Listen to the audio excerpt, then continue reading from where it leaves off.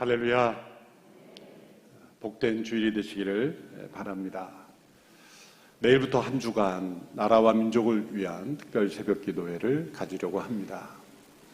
어떤 정치적인 입장을 함께 나누는 자리가 아니라 하나님의 말씀에 비추어서 나라와 민족이 하나님의 은혜로 새롭게 되는 은혜를 구하는 한 주간의 기도가 될 것입니다.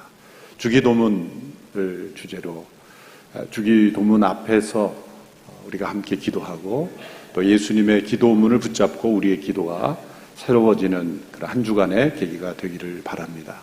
서빙고 본당에서 실시간으로 이루어지고 또 각 캠퍼스에서 또 위성으로 함께 참여할 수 있게 되기를 바랍니다.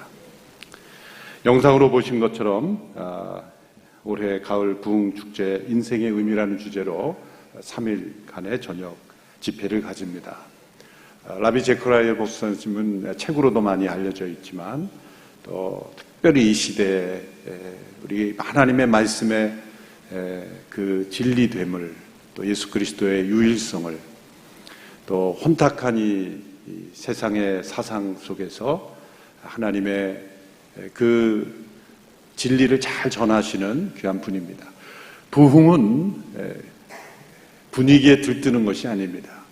분명한 생각의 전환, 또 지적인 회심, 그 모든 지정의의 회심이 있어야 되는 거죠. 내가 무엇을 믿는지를 정확하게 깨닫지 못하고 감정이 뜨거워지는 것은 매우 위험합니다. 내가 무엇을 믿는지를 깨닫고 그리고 그 믿음의 열정이 일어날 때만 진정 참된 부흥이 되는 것이죠. 주변에 많은 그 의구심이 있고 또 저는 이 부흥 집회와 동시에 전도 집회도 될 수 있겠다라는 생각을 하게 됩니다. 또 본당이 모든 성도들을 다 함께 할 수는 없지만 함께 할 수 있는 최대한의 분들 함께 오시고 또 캠퍼스를 통해서 또 함께 자리해서 참여할 수 있게 되기를 바랍니다. 여러분 주보 가운데 보시면 하나 유인물을 나눠드렸습니다. 하나님이 가라사대라고 하는 또 하나의 귀한 집회가 열리는데 이것은 교회 주체는 아니고 TGC 코리아 또 가스펠 콜리션 코리아라는 기관에서 또 제가 주도적으로 함께 섬기는 이 복음주의 기관인데요. 성경의 권위와 신뢰성에 관한 귀한 세미나가 준비되어 있습니다. 복음주의권에서 또 가장 영향을 미치는 귀한 분들, 휘튼대 총장님 또 비롯한 여러분들이 함께 오셔서 이 세미나를 가지게 됩니다.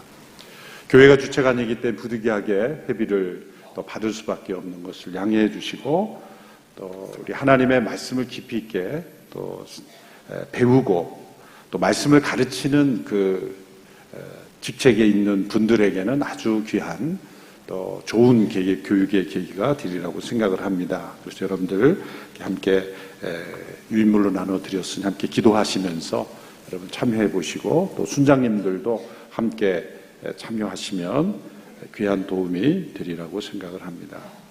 다음 주일은 오늘 이렇게 창립 기념 주일입니다. 한 주간 우리가 나라 민족을 위해서 기도하고 또 참된 교회의 모습을 회복하는 주일이 되기를 원합니다. 아울러서 또 우리 CGN TV를 축복하는 주간이 되고 또 아울러서 대중교통을 이용하는 주일이 됩니다. 이 세 가지 목적을 왜 한 주에 몰아 다 연관이 돼서 그렇습니다. 창립 기념주일이 되면 우리가 국수도 나누고 좀 교제도 나눠야 되는데 그러려면 좀 시간이 필요하면 또 주차 문제가 없어야 되고 또 우리가 정기적으로 하는 그 대중교통 이용 중에 또 CGN TV를 함께 축복할 수 있는 그런 시간, 마음의 여유, 또 성도 간의 교제 이것을 함께 모은 것입니다. 그래서 다음 주에는 마음 푹 놓으시고 차를 두시고 대중교통 이용에 있어서 교회에서 적어도 한 몇 시간은 보내고 간다 이런 생각을 가지고 오셔야 되고 또 대중교통을 이용해 하시는 걸 훈련해 하셔야 되는 게 앞으로 예배당 옆에 있는 공원 부지가 잘 조성이 되면 그곳에 예배 끝나고 나면 서로 순별로 또 성도 간에 또 차도 마시고 교제도 하고 아이들은 또 놀이터에서 뛰어놀고 이 교회 놀이터에서 이렇게 뛰어노는 그 추억이 있어야만 그 인생에 언젠가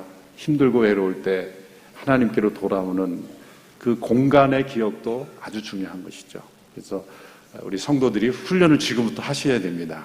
그래서 예배 드리기에 급급하게 돌아가는 그런 교회 생활이 아니라 함께 교제하고 또 여유를 가지고 할 수 있는 그런 분위기가 되려면 이런 대중교통을 보다 이용해야 된다고 생각합니다. 10월 5일 온사랑 합창단 우리 장애인 부서에서 합창으로 하나님께 영광을 올려드리는 온사랑 합창단 6번째 정규 연주회를 갔습니다. 6번째 매번 연주회 때마다 얼마나 발전이 되는지 모릅니다.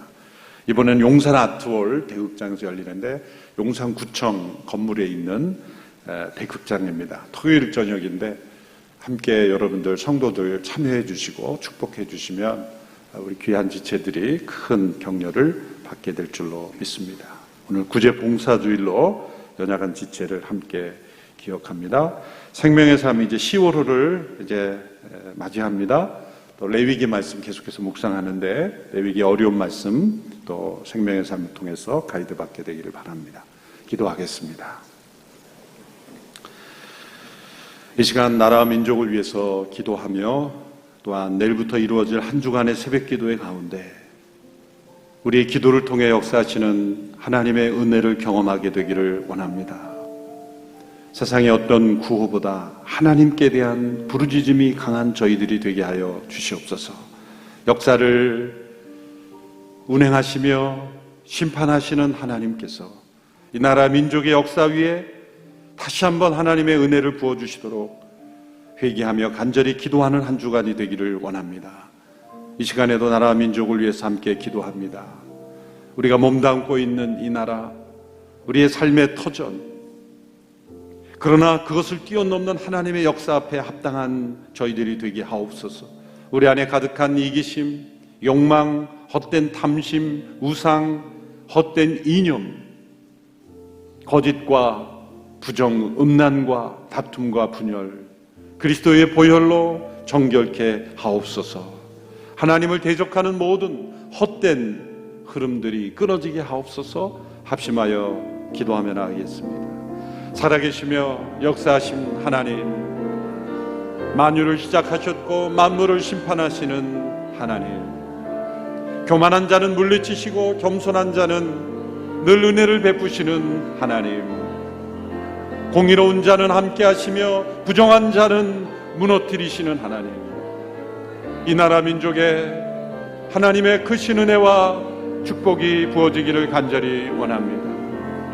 감사치 아니하며 죄악으로 치우쳤던 저희들을 용서하여 주시옵시고 하나님의 크신 은혜를 회복하는 저희들이 되기를 원하며 한 주간에 함께 모여 합심하여 특별히 기도하는 시간을 가질 때 위로부터 부어주시는 성령의 폭포수 같은 은혜가 넘치게 하시고 이 나라 민족의 회복이 앞당겨지며 하나님께서 허락하신 축복을 잘 감사히 받으며 하나님 앞에 합당한 민족, 나라와 민족이 될 수 있도록 역사하여 주시옵소서. 우리의 마음을 안타깝게 하는 많은 뉴스들, 많은 모습들이 우리의 마음을 절망케 하고 안타깝게 하지만 하나님 앞에 부르짖어 외치는 우리의 기도의 함성을 통하여 하나님 역사하시고 이 나라 민족을 붙잡아 주시고 새롭게 하여 주시기를 원합니다.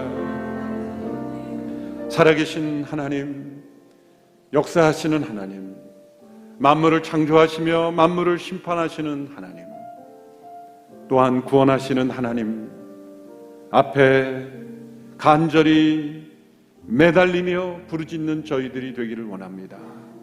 이 나라 민족을 올려드리오니 고쳐주시고 치유하여 주시옵소서.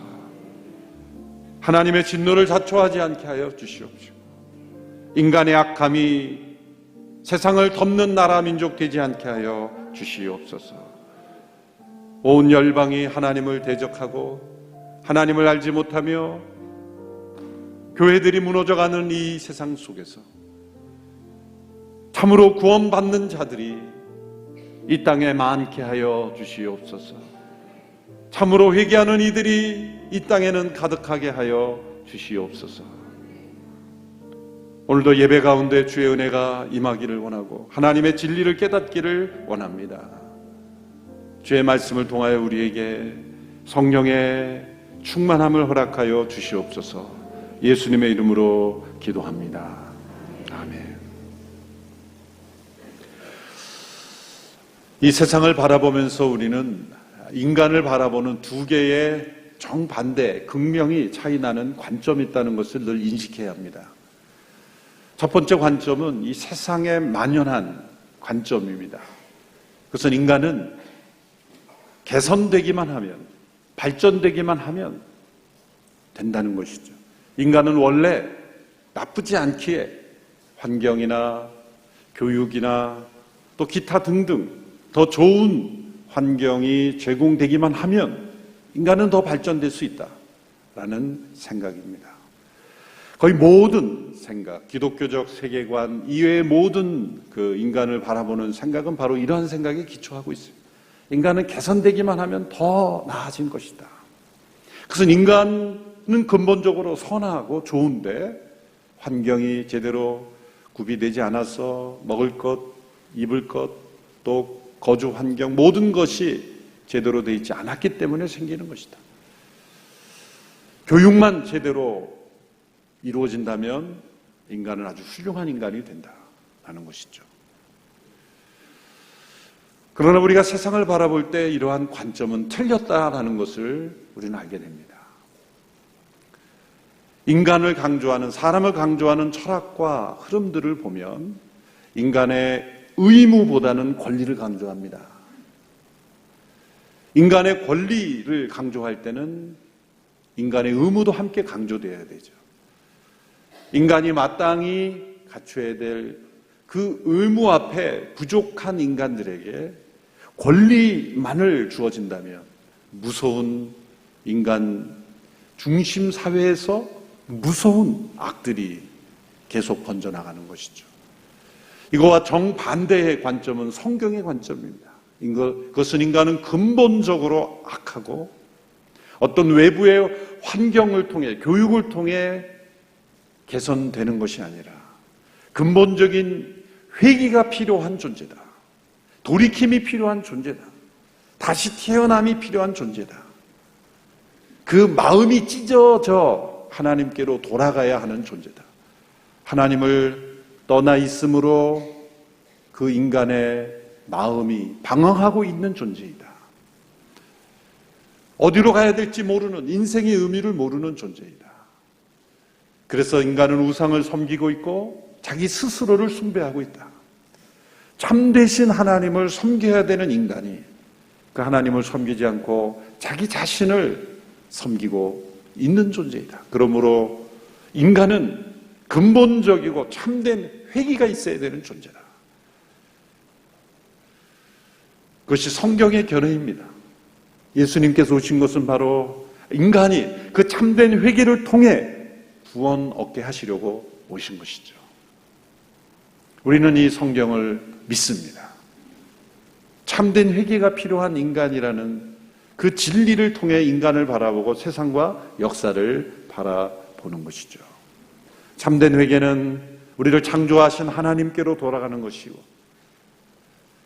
참된 회개는 우리의 마음을 찢고 우리의 마음의 근본적인 잘못된 상태에서 성령의 은혜를 통해 그리스도의 십자가를 통해 변화된 새 마음을 은혜로 얻는 것이죠. 이것은 우리의 힘과 노력으로 되어지지 않습니다. 그래서 예수님이 오신 것이고 성령님이 임하신 것이죠. 그리스도의 십자가와 부활은 우리의 마음을 찢고 새 마음을 주시는 하나님의 은혜입니다. 거듭남은 우리의 노력으로 되는 것이 아니죠. 개선되는 것이 아닙니다. 더 발전되는 것이 아닙니다. 근본적으로 우리의 마음이 찢어지는 것. 이 마음을 찢는 회개를 성경에서는 마음의 할례다 그런 표현을 썼습니다. 마음의 할례. 이 구약 시대에 이스라엘 백성들에게 있었던 신체의 일부를 끊어내는 것. 그것을 통해서 이 백성, 이스라엘의 하나님의 백성됨을 표시하기도 했죠. 그런데 이 할례라는 단어가 아주 많이 쓰였습니다. 예를 들어서 입을 설명할 때 하나님께서 모세를 부르셨을 때 하나님 저는 입이 어눌한 사람입니다 라는 표현으로 번역이 되는데 어눌하다는 표현이 할례받지 못한 입입니다 그런 뜻입니다. 마땅히 해야 할 말을 잘 하지 못하는 입입니다 그런 뜻이에요. 또 귀를 설명할 때도 예레미야의 말씀은 하나님께서 말씀하시되 잘 듣지 못하는 듣지 않으려는 귀. 그래서 예레미야 6장 10절에 보면 내가 누구에게 말하고 경고에 듣게 하겠느냐 그들이 귀가 막혀서 들을 수 없다. 귀가 막혔다라는 표현이 원어로 보면 할례받지 못한 귀다 그런 뜻이에요. 그렇게 번역을 하면 사람들이 이해하기 힘드니까 의미를 풀어서 설명한 거죠. 마땅히 들어야 될 하나님의 말씀을 듣지 못하는 귀, 마땅히 말해야 될 것을 말하지 않고 엉뚱한 것을 말하는 입, 이 모든 것이 뭡니까? 바로 타락한 인간의 마음으로부터 나오는 거예요. 신명기 10장 16절의 말씀에 이런 말씀이 주어집니다. 그러므로 너희 마음에 할례를 행하고 더 이상은 목이 곧은 사람들이 되지 마라. 마음의 할례를 행하라. 인간의 마음은 끊어내지 않으면 안 되는 변화될 수 없는, 스스로는 변화될 수 없는 악에 물들어 있기에 그 마음을 끊어내야 된다. 마음을 끊어내야 된다는 게 어떤 표현일까요? 이것은 죽음을 의미하는 겁니다. 옛사람의 죽음. 우리의 옛 마음은 희망이 없다는 겁니다. 타락한 인간의 마음은 죽음에 처해지고 하나님께서 주시는 새 마음을 받아야만, 새 마음을 이식받아야만 인간은 하나님 앞에 합당할 수 있는 인간이 된다. 또 신명기에서 30장 6절에서 이미 구약 때 이 말씀들을 주셨죠. 신명기 30장 6절의 말씀을 같이 한번 읽어볼까요? 시작. 너희 하나님 여호와께서 너희 마음과 너희 자손들의 마음에 할례를 베푸시고 너희가 그분을 너희 온 마음과 온 영혼으로 사랑하게 하셔서 너희를 살게 할 것이다. 하나님께서 마음의 할례를 베푸실 것이다. 이미 이 신명기의 말씀 율법 속에서 복음의 역사, 성령의 역사를 예언하신 거죠. 우리가 온 마음과 영혼으로 하나님을 사랑하는 마음으로 변화시켜 주실 것이다. 골로새서에서는 이 마음의 할례가 세례로 이어진다고 말씀하고 있습니다. 골로새서 2장 11절 12절의 말씀을 보시면 그리스도 안에서 여러분은 육신의 몸을 벗어버리는 그리스도의 할례 곧 손으로 하지 않은 할례를 받았습니다. 또한 여러분은 세례로 그리스도와 함께 장사됐고 죽은 사람들 가운데서 그리스도를 살리신 하나님의 능력을 믿음으로 그리스도 안에서 그리스도와 함께 다시 살아났습니다. 이것은 예수님을 통해서 구약의 할례가 다 성취되었다. 육신의 몸을 벗어버리는 그리스도의 할례라는 거죠. 그러니까 신명기, 예레미야, 구약 곳곳에 마음의 할례라고 말씀했던 것이 곧 바로 그리스도께서 십자가를 통해 이루신 것이다.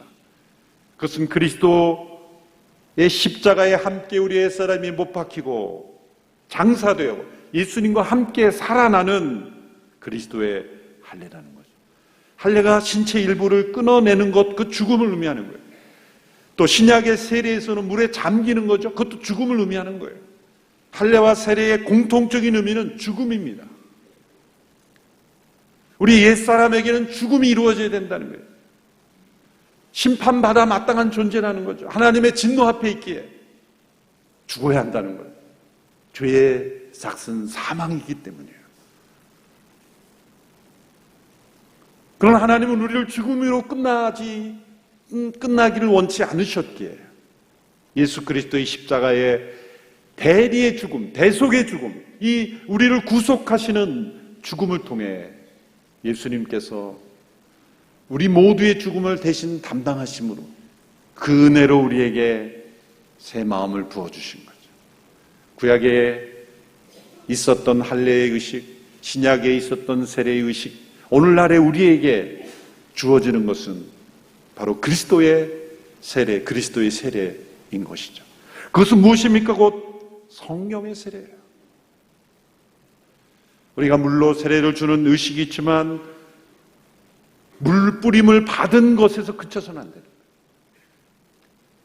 성령님의 임재가 없으면 그 물은 아무것도 아닌 거예요. 그냥 옷만 젖는 겁니다. 그 죽음은 우리에게 성령을 통해서만 이루어질 수 있는, 옛사람이 그리스도의 십자가에서 죽고 성령으로 말미암아 우리에게 부어주시는 새 마음과 새 영의 축복이 있을 때, 이거 진정한 참된 회개를 경험하는 거죠. 오늘 우리 본문에 말씀하신 내용이 바로 그 말씀입니다. 오늘 본문 25절에서 27절의 말씀을 같이 읽겠습니다. 시작. 내가 너희 위에 깨끗한 물을 뿌릴 것이니 너희는 깨끗해질 것이다. 내가 너희의 모든 더러움과 너희의 모든 우상들로부터 너희를 깨끗하게 할 것이다. 내가 너희에게 새로운 마음을 주고 너희 안에 새로운 영을 줄 것이다. 내가 너희 육신으로부터 돌과 같이 굳은 마음을 없애고 너희에게 살처럼 부드러운 마음을 줄 것이다. 그리고 내가 내 성령을 너희 안에 주어서 너희로 하여금 내 법령을 따르며 내 규례를 지키고 행하게 만들 것이다. 성령의 세례만이 참된 회개를 가능하게 하시는 은혜인 것입니다. 율법은 그것이 줄 수 없는 것을 우리에게 요구했지만, 은혜는 그것을 요구하는 모든 것을 가져다 주는 것입니다. 할례를 행하라는 말씀에 순종하여 신체 일부를 잘라내어도, 아무리 물속에 들어가는 세례를 해도 마음이 변화되지 않으면 아무것도 아닌 종교적 의식일 뿐이에요. 그러나 십자가와 성령을 통해서 우리에게 주시는 은혜는 우리의 굳은 마음을 부드러운 마음으로 변화시켜 주신다는 거예요. 굳은 마음이란 어떤 마음입니까? 돌과 같이 굳은 마음은 반응이 없다는 거예요. 죽어있는 마음이라는 거예요. 하나님께 대하여 죽어있는 거예요. 하나님의 말씀에 응답하지 않는 거예요. 그것이 나타나는 게 듣지 못하는 귀요, 하나님께 기도하지 못하는 입술이요, 하나님의 뜻을 행하지 못하는 손과 발이요. 돌과 같이 굳은 마음, 하나님의 역사에 전혀 반응이 없는 마음. 인간의 눈으로 볼 때는 세상에서 잘 살고 정말 행복하게 사는 것 같지만, 영적으로 볼 때는 돌과 같이 단단한 굳은 마음으로 살아가는 인생일 뿐인 거죠. 이것이 하나님의 말씀의 진단입니다. 참된 회개란 이 돌과 같이 굳은 마음에서 살과 같이 부드러운 마음, 살아있는 피부와 같이 반응이 있고 아픔을 느끼고 기쁨을 느끼고 하나님과 동행하는 부드러운 마음으로 변화되는 것이다. 이것은 오직 예수 그리스도의 십자가와 성령의 임재하심으로만 우리에게 주어지는 변화인 거예요. 인간의 어떤 지식과 노력, 제도로 이루어지는 것이 아닙니다. 종교적 의식을 통해서도 이루어지는 것이 아닙니다. 참된 종교인가 아닌가는 무엇으로 평가할 수 있는지 아십니까? 뭔가 의식이 복잡하면 아니에요. 벌써 뭔가 절차가 많고 절차가 많고 복잡하다, 의식이 벌써 이게 아닌 쪽으로 가는 거예요. 왜? 어떤 종교적 의식과 제도를 충실하게 하면은 새 마음이 주어진 것이 아니기 때문이에요. 우리에게 주어지는 것은 오직 그리스도의 십자가와 성령의 임재하심, 이 두 가지를 통하는 것인데, 그리스도의 십자가는 과거의 역사 속에 있어, 성령의 임재는 언제나 주어지는 거예요. 우리의 믿음을 통해서 십자가의 역사와 성령의 임재함을 통해서 우리에게 주어지는 것, 그것이 우리에게 필요한 유일한 하나님의 도구인 거예요. 누구에게나, 어느 민족에게나, 교육을 많이 받건 받지 못했던, 어떠한 삶에서 자라났건 간에 인간의 근본적인 마음을 변화시키는 하나님의 유일하신 도구예요. 그러면 이 성령님께서 변화시켜 주시는 부드러운 마음, 이 참된 회개를 경험한 이 부드러운 마음의 가장 중요한 특징이 무엇인가? 31절에 말씀하고 있습니다. 그것은 바로 자신의 죄, 자신의 혐오스러운 행실에 대하여 스스로 부끄럽게 여기는 것입니다. 31절의 말씀을 우리 같이 읽겠습니다. 시작. 그러면 너희가 너희 악한 행동과 좋지 못한 행위를 기억할 것이고 너희 보기에 너희의 죄와 혐오스러운 일들로 인해 너희 스스로를 몹시 싫어하게 될 것이다. 이것은 자기를 비관하고 절망에 빠져 있다는 것이 아닙니다. 참된 회개를 경험한 사람은 자신의 죄와 악이 얼마나 가증스럽고 혐오스러운 일인가 스스로 깨닫고 그것을 거부하며 그것을 싫어하며 그것을 부끄러워한다는 것이죠. 그것이 참된 회개의 결과입니다. 이 시대는 죄를 부끄럽게 여기지 않고 정당화하는 시대죠. 부끄러움은 무능한 사람들이 많이 느끼는 연약함이라고 가르칩니다. 다른 사람이 뭐라고 하든 당당한 것이 중요한 거지. 그 시대에 법적으로 문제가 되지만 않으면 당당하다고 가르칩니다. 또 법적으로 문제가 돼도 그게 큰 문제냐 이거죠. 죄가 문제가 아니라 부끄러움을 느끼는 것이 더 큰 문제라고 가르칩니다.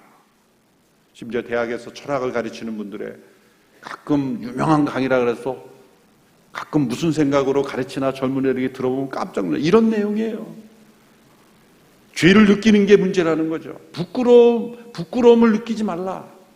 네 자신에게 당당하라. 그런 철학들이 세상에 만연합니다. 그러므로 절대적인 기준을 제시하는 하나님의 권위를 무시하는 것은 당연한 거죠. 그 절대적인 권위를 무시해야 모든 것이 상대화되기 때문에 내가 기준이 되고 내가 당당하기만 하면 부끄러워할 필요가 없다라고 생각하는 거죠. 그러나 하나님께서 인간을 다른 피조물과 다르게 창조하신 것은 무엇입니까? 그것은 죄에 대하여 부끄러움을 가진 존재로 창조하신 것입니다. 아담과 하와가 하나님께 불순종했을 때 하나님이 그들을 찾으셨죠. 아담아, 내가 어디 있느냐? 그것은 그들의 외적인 행방, 지리적인 위치를 찾으신 게 아닙니다. 그들의 마음의 상태, 그들의 내적인 행방을 찾아오신 거예요. 왜 부르셨습니까? 내가 어디 있느냐? 그 질문은 부끄러움을 느끼게 하신 것이죠. 그래야 회개하고 돌이킬 수 있기 때문이에요. 그러나 그들은 어땠습니까? 자신들의 벗은 몸을 부끄러워하며 무화과 나무 잎으로 옷을 만들어 입고 동산의 나무 사이로 숨었습니다. 부끄러움을 회피한 거예요. 내가 어디 있느냐라는 질문 앞에서는 부끄러움을 느끼고 그 부끄러움을 가지고 하나님 앞에 잘못했습니다. 회개하며 나와야 되는 거죠. 그러나 아담과 하와는 숨겼습니다. 타락 이후에 인간은 그래서 죄를 지은 후에 부끄러워하기보다는 옷을 포장하듯이 자신의 그 부끄러움을 감추고 숨는 습관이 형성이 된 거예요. 그래서 인간에게는 근본적으로 자신의 부끄러움을 숨기고 숨는 그 습관이 있는 것이죠. 이것이 참된 회개로 나가기에 필요한 것인데 그것을 숨기고 있다는 거죠. 그런데 그 부끄러움을 숨기고 있으면 그 부끄러움 속에서 큰 문제를 일으킵니다. 자기 안에 큰 수치심을 만들어내고 그리고 더 숨은 죄악을 행하게 하는 거예요. 이 숨는 것, 하나님으로부터 숨고 다른 사람들로부터 숨고 가족들로부터도 숨고 심지어 자기 자신으로부터 숨어요. 이게 사람들이 막 놀라는 어떤 사람을 보면 뭡니까? 자기 자신으로부터 숨는 거예요. 그러니까 자기가 무슨 말을 하는지도 모르는 거예요. 거짓말을 하면서도 자기는 진실이라고 믿는 거예요. 왜 그렇습니까? 자기 자신으로부터도 숨어서 그래요. 그런데 이것은 시작일 뿐입니다. 마땅히 느껴야 될 부끄러움을 가지고 하나님 앞에 참된 회개자로 나오지 않으면 그 안에 있는 부끄러움은 엄청난 수치심이 되고 그것을 가리기 위해서 또 포장해야 되고 또 포장해야 되고 끊임없이 포장을 해서 이제는 자기의 현주소를 잃어버리지 못해요. 내가 어디 있느냐 그랬을 때 자기가 어디 있는지를 모르는 거예요. 그러므로 스스로의 힘으로 빠져나오기가 더 어려운 상황이 되는 거죠. 베스트셀러 오두막이라는 소설이 있죠. 정말 귀한 책입니다. 이 오두막의 저자인 폴 영이라는 분의 간증을 유튜브로 보게 되었는데 이런 말을 듣게 되었어요. 우리는 감추고 있는 비밀만큼 아프게 된다. 우리는 감추고 있는 비밀만큼 아프게 된다. 감추고 있는 비밀이 많으면 많을수록 더 아픈 인생을 살게 되는 거예요. 마땅히 느껴야 되는 부끄러움을 피하고 아담과 하와가 하나님의 낯을 피해 나무 뒤에 숨어 있듯이 계속 그렇게 숨어 있으면 하나님조차도 나를 찾지 못할 것이라고 생각하고 감추고 있으면 병들고 아프게 된다는 거죠. 그리고 계속 병든 상태로 머물게 된다는 거죠. 참된 회개를 거부하게 되는 것입니다. 깊은 마음의 상처 이면에는 언제나 부끄러움이 숨어 있습니다. 수치심이 있습니다. 그 수치심은 하나님께서 우리가 참된 회개의 자리로 나아가도록 창조하실 때 넣어주신 기능이에요. 우리가 분노를 말씀할 때 분노할 수 있는 것은 악에 대해 저항할 수 있도록 넣어주신 저항의 능력이라고 그랬죠. 그런데 악에 대하여 저항할 것을 자신의 악을 합리화하는 데 인간이 분노하잖아요. 이것도 마찬가지예요. 이 부끄러움을 왜 느끼게 하십니까? 하나님 앞에 회개하고 나오도록 만드신 것인데 그것을 숨기고 감추니 그 수치심이 안에서 큰 병을 만들고 또 다른 죄로 만들게 된다는 거죠. C.S. 루이스의 영적 스승인 조지 맥도날드라는 분이 있죠. 이분이 부끄러움에 대하여 이런 귀한 글을 남겼습니다. 제가 한번 읽어드릴 테니 잘 한번 생각해 보십시오. 우리는 미래뿐 아니라 우리의 과거에 대해서도 흔쾌히 하나님을 신뢰할 수 있습니다. 지난 일을 감추려 들지 않는 한 부끄러움을 느껴야 마땅한 곳에서 기꺼이 부끄러움을 느끼고 머리를 숙일 준비가 되어 있는 한 우리의 과거는 우리를 해치지 못할 것입니다. 부끄러움을 아는 것은 거룩하고 복된 일이기 때문입니다. 부끄러움은 그럴싸해 보이고 싶어하는 사람에게만 수치일 뿐 본연의 모습에 충실하려는 사람에게는 그렇지 않습니다. 시험에 통과하려는 사람에게는 문제가 되지만 사물의 본질에 도달하려는 사람에게는 아무것도 아닙니다. 마지막 문장 우리 같이 읽어볼까요? 시작. 겸손하게 부끄러워하는 것은 진리의 욕조에 몸을 담그는 일입니다. 참 멋진 말입니다. 마땅히 느껴야 될 부끄러움을 느끼고 머리를 숙이는 것은 부끄러운 일이 아니다. 오히려 그것은 복된 일이고 거룩한 일이고 겸손하게 부끄러워하는 것은 진리의 욕조에 몸을 담그는 것이다.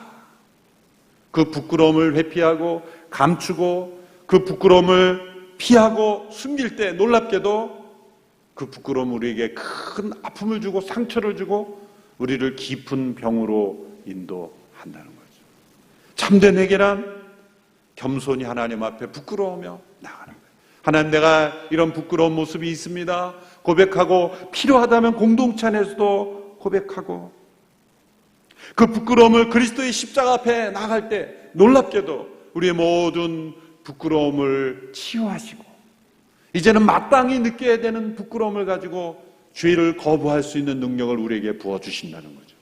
그 십자가의 능력입니다. 히브리서 12장 2절의 말씀 개정번역으로 함께 읽어보겠습니다. 시작. 그는 그 앞에 있는 기쁨을 위하여 십자가를 참으사 부끄러움을 개의치 아니하시더니 하나님 보좌 우편에 앉으셨느니라. 십자가의 고통은 육체의 고통과 비교할 수 없는 수치스러운 고통이었습니다. 그건 부끄러움의 고통이었습니다.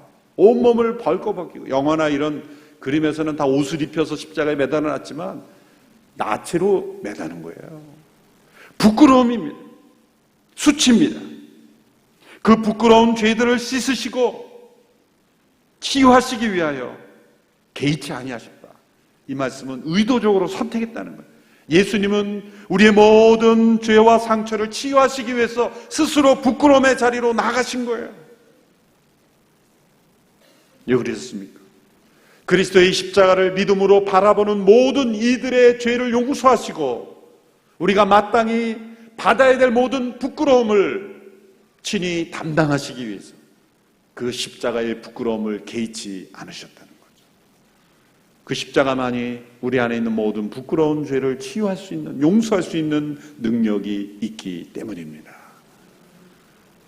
그 십자가 앞에 나오는 이들에게는 그 부끄러운 죄를 고백하고 그리스도의 십자가 앞에 고백하는 모든 이들에게 약속하신 건 무엇입니까? 성령의 능력으로 말미암아 우리에게 스스로 죄를 혐오하고 부끄러워하는 능력을 부어주신다는 거예요. 강한 영적 거부능, 이것은 하나님 인간을 창조하실 때 우리에게 주셨던 그 원래의 능력을 회복시켜 주신다는 거예요. 하나님을 사랑하는 일에는 마음이 부드럽습니다. 그러나 죄를 미워하는 일에는 단호할 수 있는, 그것을 부끄러워하는 그러한 영적 면역력을 우리에게 부어주신다는 거죠. 참된 회개가 우리에게 이루어졌다면 스스로 부끄러워할 줄 알고 부끄러운 일을 하나님 앞에, 그리스도 앞에, 또 공동체 앞에 고백하고 치유받고 자신의 부끄러운 일을 그리스도 앞에 고백하는 데 주저하지 않게 됩니다. 참된 회개를 통하여 죄를 부끄러워할 줄 아는 우리의 모든 삶이 되기를 주님의 이름으로 축원합니다. 기도하겠습니다. 우리에게 회개의 길을 허락하셨으니 감사합니다. 돌이킬 수 있는 길을 주심을 감사합니다. 스스로 죄를 부끄러워할 수 있는 은혜를 주심을 감사합니다. 부끄러움을 모르고 살아갔던 저희들, 이제는 죄를 죄로 깨닫고 죄를 혐오하며 부끄러워하며 하나님 앞에 합당한 자로 날마다 나아가게 하여 주시옵소서. 예수님의 이름으로 기도하옵나이다. 아멘. 다 같이 자리에 일어나셔서 함께 봉헌 찬양 드리겠습니다.